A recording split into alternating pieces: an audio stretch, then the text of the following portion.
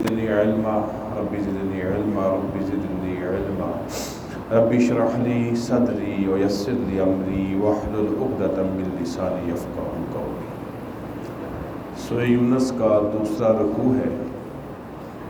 ارشاد باری تعالی ہے وَلَوْ يُعَجِّلُ اللَّهُ لِلنَّاسِ الشَّرَّ اسْتِعْجَالَهُم بِالْخَيْرِ لَقُضِيَ عَلَيْهِمْ أَجَلُهُمْ۔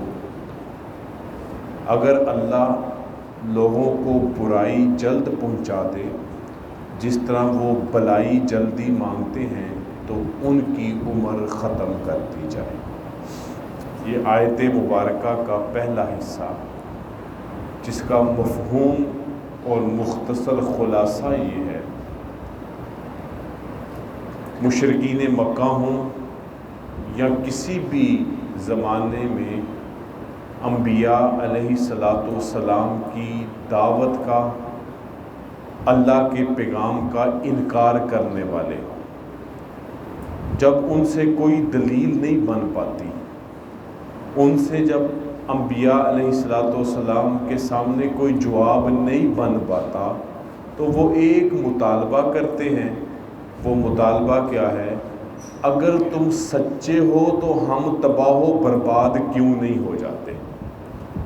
قرآن مجید نے اس کی مختلف صورتوں کو بیان کیا ہے کہ ہمارے اوپر سے آسمان سے پتھروں کی بارش کیوں نہیں ہوتی، یا ہماری بستیوں کو کیوں نہیں ہلا دیا جاتا، یا ہمارے اوپر کوئی مصیبت، کوئی مشکل، کوئی عذاب کیوں نہیں آتا اگر تم سچے ہو تو۔ اللہ رب العزت اس حوالے سے بیان فرما رہے ہیں کہ اگر لوگ جو جلدی مانگتے ہیں اللہ سے برائی کو، ان کو بڑی جلدی ہے کہ جو ہونا ہے وہ ہو جائے، اگر انبیاء کرام سچے ہیں تو ہم تباہ و برباد کیوں نہیں ہو جاتے؟ اللہ فرماتے ہیں یہ ان کی جلد بازی ہے۔ یہ اس طرح کی جلد بازی ہے استعجالہم بالخیر، جیسے وہ کسی بلائی کے کام میں جلد بازی یا جلدی مطالبہ کرتے ہیں۔ یہ تو انسان کی ایک اچھی چیز ہے کہ وہ اللہ سے بلائی کا مطالبہ کرے، اللہ سے بلائی کی طلب کرے، خیر کی طلب کرے، اللہ جلدی دے دے، یہ تو اچھی بات ہے، لیکن یہ کوئی سمجھداری اور عقل کی بات نہیں ہے کہ اللہ سے شر کی، برائی کی، مشکل کی، امتحان کی یا مصیبت کی طلب کی جائے۔ تو اللہ فرماتے ہیں ان کا حال تو یہ ہے، یہ جیسے بلائی اور خیر کو جلدی مانگتے ہیں یہ شر کو بھی جلدی مانگ رہے ہیں۔ اگر ان کو خیر کی طرح، بلائی کی طرح شر اور برائی بھی جلدی دے دی جائے لَقُضِيَ عَلَيْهِمْ أَجَلُهُمْ، تو ان کی عمر جلدی ختم ہو جائے۔ کیا مطلب ہے؟ جو یہ رب سے مانگ رہے ہیں اگر پورا ہو جائے تو ان کی ہلاکت میں ذرا برابر بھی دیر نہ ہو۔ اس حوالے سے نبی کریم صلی اللہ علیہ وسلم کا ایک ارشاد مبارک ہے۔ آپ فرماتے ہیں، حدیث مبارکہ کا مفہوم ہے کہ تم لوگ اپنے مال، اپنی اولاد کے لیے یا اپنے لیے اللہ سے کوئی بد دعا مت کیا کرو، کیا معلوم کون سا وقت اس بد دعا کی قبولیت کے موافق ہو جائے اور جو تم نے مانگا ہے وہ تمہیں مل جائے۔ اس لیے اللہ سے کبھی بھی مصیبت، شر، تکلیف اور بیماری نہیں مانگنی چاہیے، ہر حال میں اللہ سے خیر اور عافیت کی ہی دعا کرنی چاہیے۔ دوسری حدیث ہے، نبی کریم صلی اللہ علیہ وسلم نے ارشاد فرمایا اور اللہ سے دعا بھی فرمائی جس کا مفہوم ہے کہ اگر کوئی مسلمان مومن اپنے لیے غصے میں کوئی مشقت، کوئی مصیبت، کوئی بد دعا کر لے اپنے لیے، اے اللہ اس کی اس بد دعا کو کبھی پورا نہ فرمانا۔ ایسے ہی ایک حدیث مبارکہ ہے جس میں نبی علیہ الصلوۃ والسلام نے ارشاد فرمایا، حدیث کا مفہوم ہے اے اللہ اگر میں کبھی کسی کے لیے کچھ اس طرح کا مانگ لوں جس میں اس کے لیے خیر نہ ہو، اے اللہ میری بھی وہ دعا قبول نہ فرمانا۔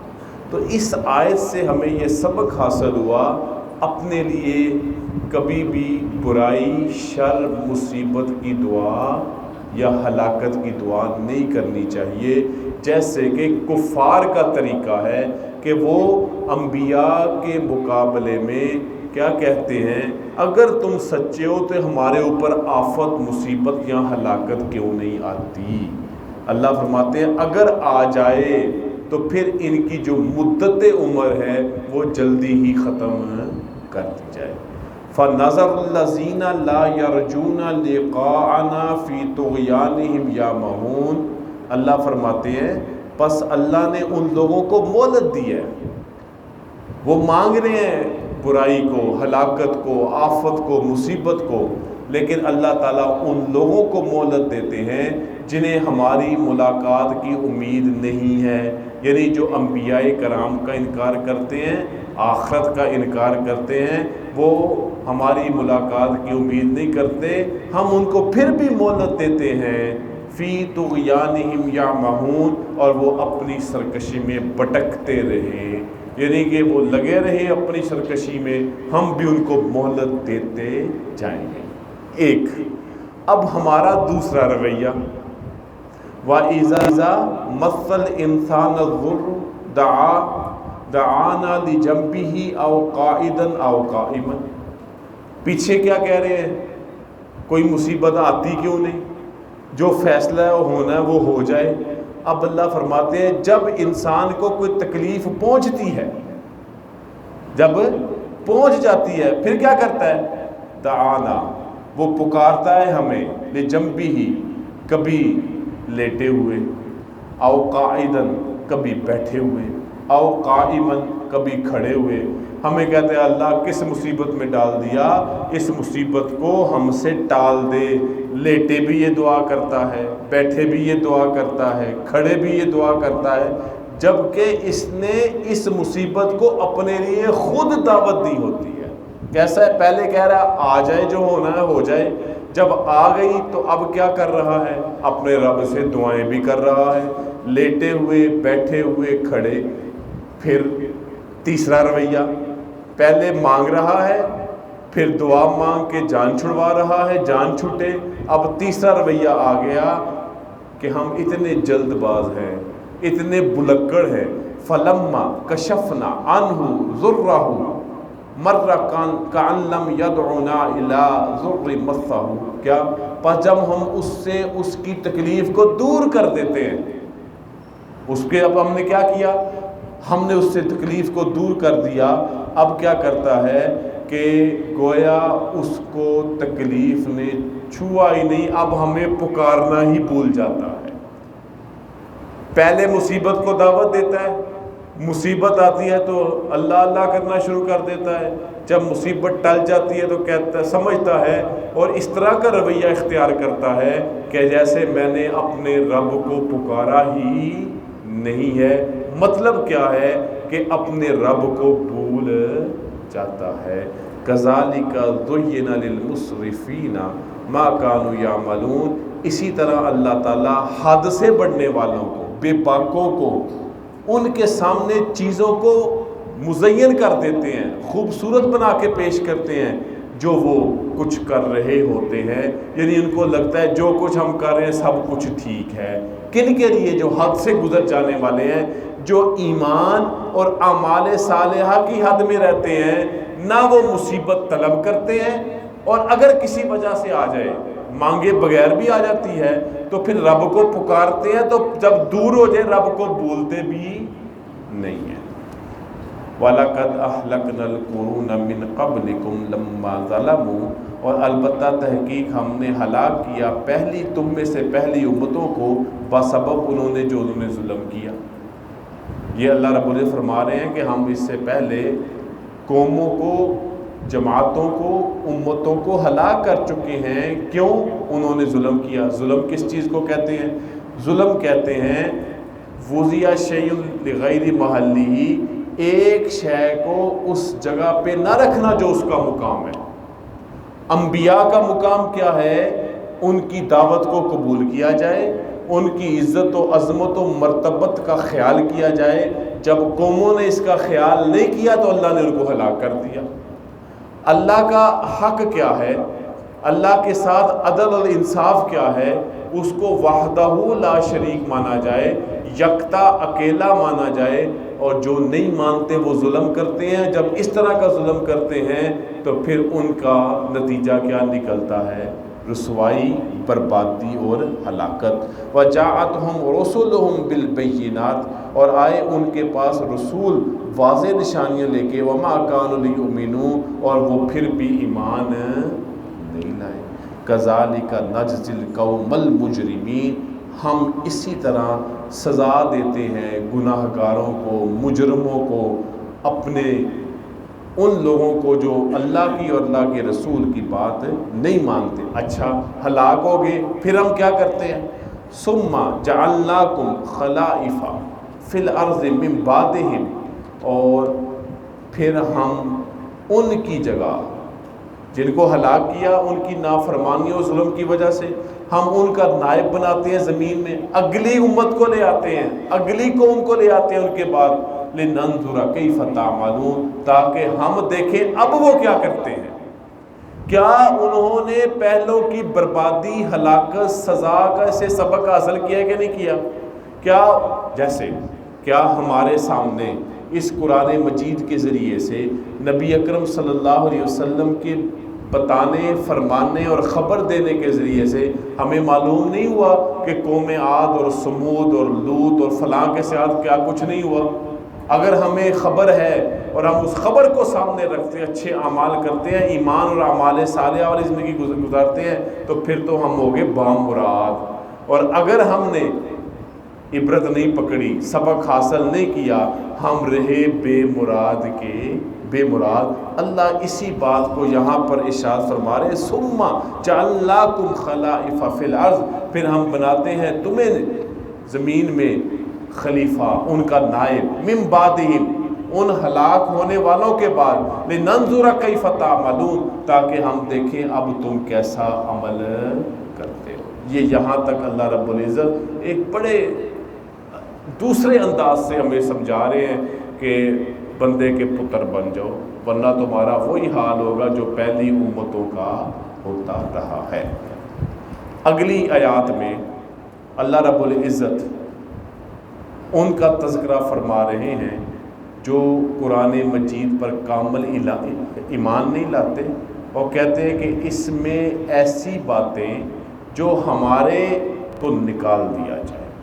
یہ اس زمانے میں بھی لوگ موجود تھے اور آج بھی موجود ہیں۔ اس زمانے میں کفار مکہ تھے، مشرکین مکہ تھے، منافقین مدینہ تھے، وہ کہتے تھے یہ تو ٹھیک ہے، یہ نہیں ٹھیک، کیونکہ یہ ہمارے نظریے کو، ہمارے عقیدے کو گزند پہنچاتی ہے۔ آج بھی اس طرح کے لوگ موجود ہیں، بھئی یہ تو ٹھیک ہے مگر قرآن کا یہ حکم آج کے زمانے میں جچتا نہیں ہے۔ آج کے زمانے میں ہم کس طرح اس پر عمل کریں؟ خرابیاں تمہارے عمل کی، نیت اور عقل کی ہیں، اللہ کے قرآن میں کسی طرح کا بھی کوئی عیب نہیں ہے۔ اللہ اس کو بیان فرما رہے ہیں، وَإِذَا تُتْلَى عَلَيْهِمْ آيَاتُنَا بَيِّنَاتٍ، اور جب تم پڑھتے ہو ان پر واضح آیات جو اللہ نے کھول کھول کے بیان کی ہے۔ اب کیا ہے؟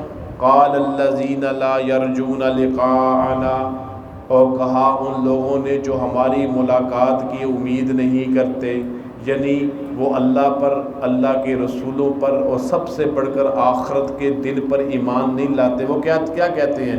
ائتی بقرآن غیر ھذا آؤ بدل ہو، یا تو آپ اس کے علاوہ کوئی اور چیز لے آئیں یا اس کو تبدیل کر دیں۔ کیوں؟ یہ بات، یہ عقیدہ، یہ نظریہ، یہ ہمیں نہیں باتا، یہ ہمارے موافق نہیں ہے، یا تو آپ اس قرآن کو بدل دیں یا اس کے علاوہ کوئی قرآن لے آئیں یا اس کو بدل دیں۔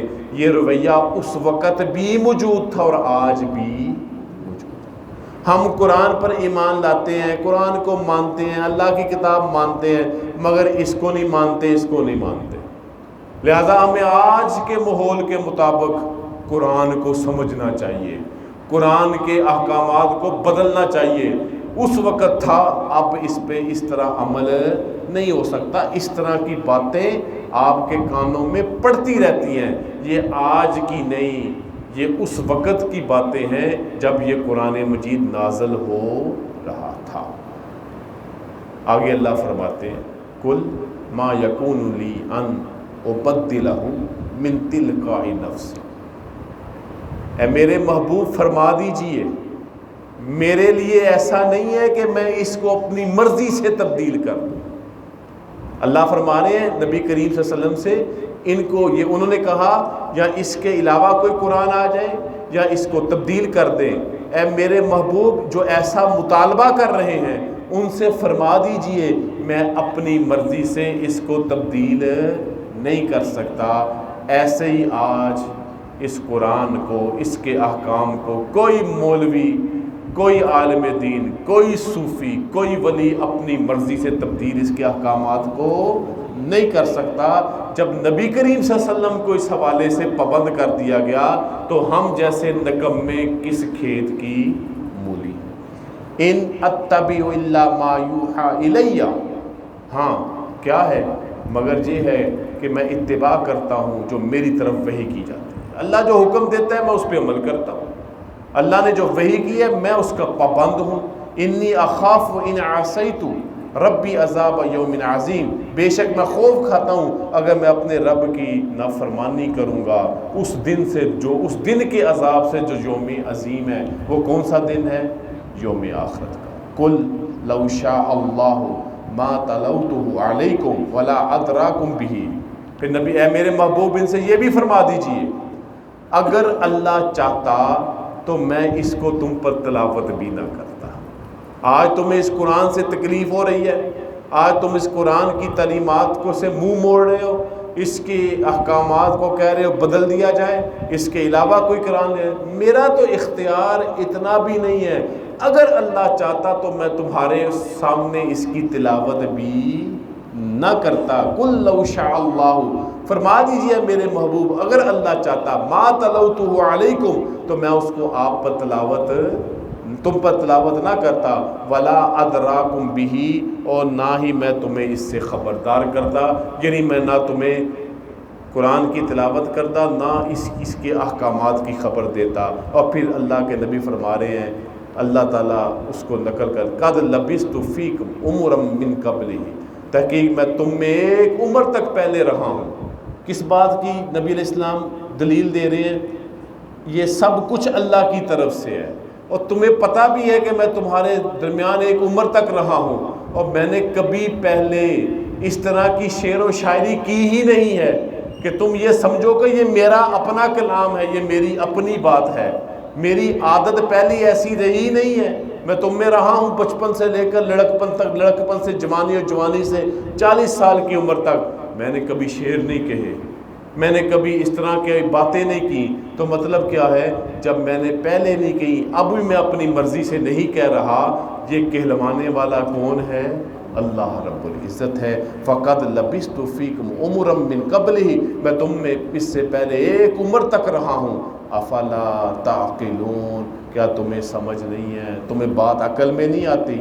پھر اللہ فرماتے ہیں فمن اظلم ممن افترى علی اللہ کذبا، بہت بڑا ظالم ہوگا وہ شخص جو اللہ پر بہتان باندھے، او کذب بآیاتہ، یا اس کی آیتوں کو جھٹلائے۔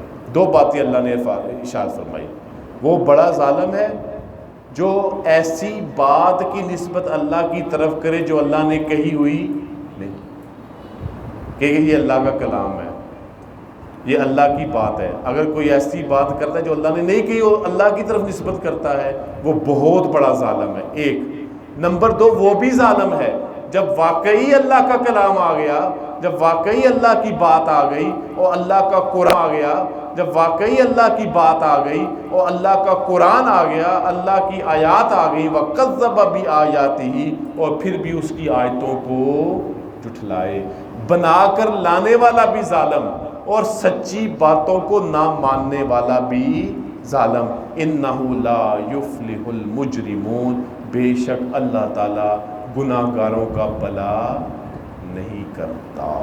اللہ تعالیٰ ان آیات کو سمجھنے کی اور عمل کی توفیق عطا فرمائے۔ وآخر دعوانا الحمدللہ رب العالمین، الحمدللہ رب العالمین، والصلاة والسلام علی رسولہ الکریم۔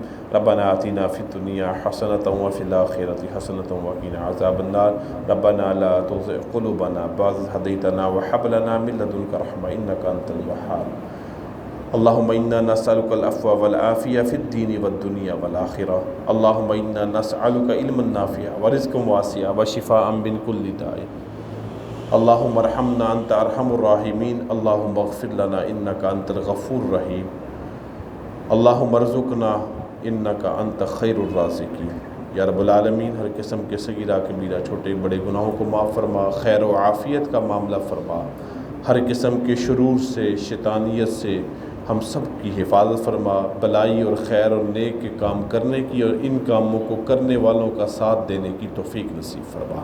جو بیمار ہیں ان کو شفا عطا فرما، جو فوت ہو چکے ہیں ان کی بخشش و مغفرت فرما، خصوصاً ہمارے والدین میں سے دونوں یا کوئی ایک جو بھی فوت ہو چکا ہے، یا اللہ اس کی بخشش و مغفرت فرما۔ جو زندہ ہیں ان کی ہر فتنے، آزمائش، مصیبت، بیماری، مشقت، وبا، بلا سے حفاظت فرما۔ ربنا تقبل منا انك انت السميع العليم وتب علينا انك انت التواب الرحيم، وصلى الله تعالى على خير خلقه محمد وعلى آله واصحابه وازواجه وبناته اجمعين برحمتك يا